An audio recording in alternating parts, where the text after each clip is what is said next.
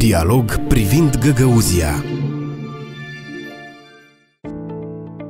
Crearea UTA Găgăuzia.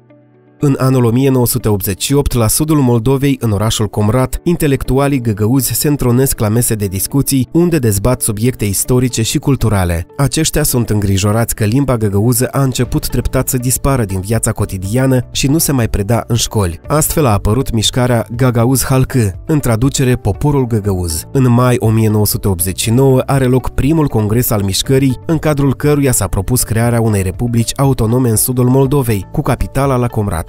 Peste un an, un grup condus de Stepan Topal a proclamat Găgăuzia ca republică autonomă din cadrul URSS. În primăvara anului 1991, pe teritoriul Găgăuziei a fost organizat un referendum, la care s-a votat pentru rămânerea în cadrul URSS.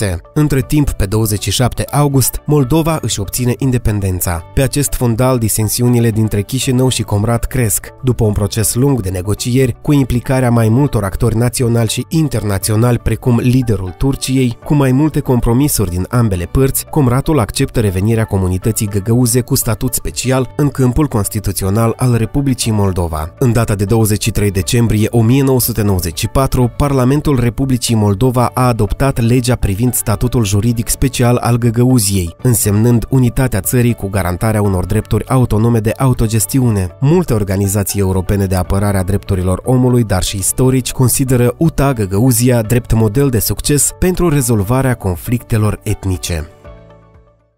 Dialog privind Găgăuzia.